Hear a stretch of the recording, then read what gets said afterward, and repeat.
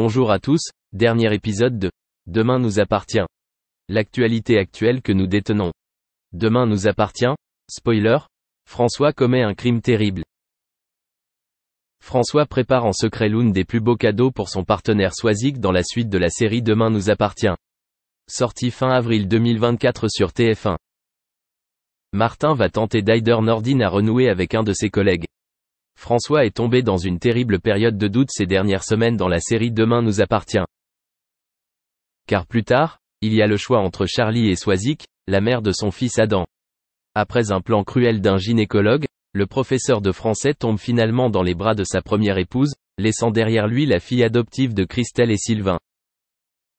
Dans les prochains épisodes de la série quotidienne diffusée fin avril 2024 sur TF1 plus tôt dans la soirée, l'infirmière est apparue assez en colère contre son compagnon. François, Emmanuel Moir, a fait semblant d'oublier le cadeau d'anniversaire de sa femme, mais en fait il lui avait préparé une surprise très intéressante. La gynécologue ne le savait pas et cet oubli important la mettait en colère. Elle décide de se venger de lui en organisant une fête avec ses amis. Elle trouvait tous les moyens pour l'ennuyer. Nord, Sahel de Figueiredo, est au téléphone avec une collègue, mais elle pense qu'elle est allée trop loin avec ses manigances. Swazik, Charlie Nunn, lui rappelle qu'il a commis un crime en oubliant son anniversaire. Ce n'est qu'en cherchant sur son ordinateur qu'elle comprit que François était sur le point de lui proposer à nouveau. Elle laisse Nord seul. François montre à Agnès, Noémie Elbaz, le cadeau qu'il a prévu pour Swazik. François va-t-il vraiment proposer à nouveau à son partenaire? Parallèlement, Martin, Franck Monsigny, et Raphaël, Jennifer Loret, sont réunis avec l'aide de Nordine, Youssef Agal, et Camille et Maud, les filles de l'avocat. Le commandant veut rembourser son fils, des semaines après la douloureuse séparation de Manon, Louvia Bachelier, et Nordine. Avec l'aide des Aurores, il remue ciel et terre pour réunir les deux tourtereaux. Vont-ils réussir? Merci d'avoir regardé et à la prochaine vidéo. N'oubliez pas de vous abonner à notre chaîne. En attendant, dites-nous ce que vous en pensez dans la section commentaires ci-dessous. C'est ça.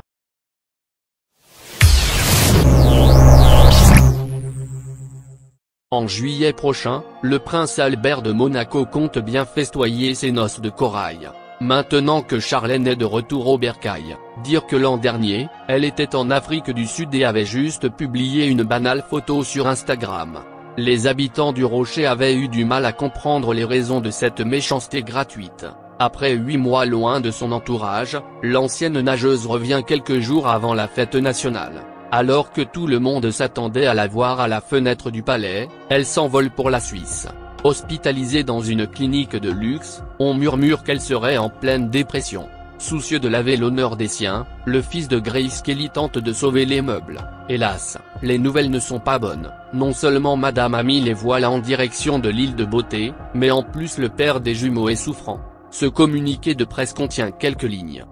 Au lieu de cacher la vérité aux locaux, Albert de Monaco est transparent. Positif à la Covid-19, il semblerait que ce soit moins pire que prévu. Asymptomatique, son état de santé n'inspire absolument aucune inquiétude.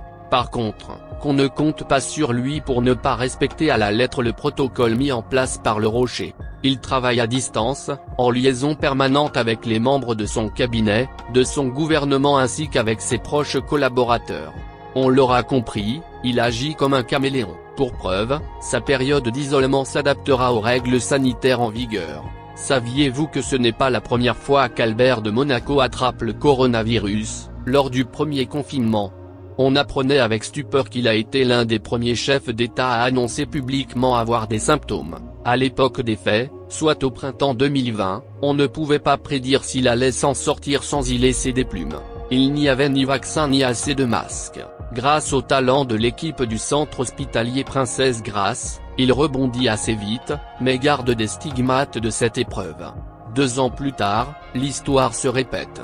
Tout le long de l'année, Albert de Monaco a de nombreuses obligations. Entre les prix de Formule 1, la compétition de natation que son époux organise et l'éducation de ses enfants, il ne sait plus où donner de la tête.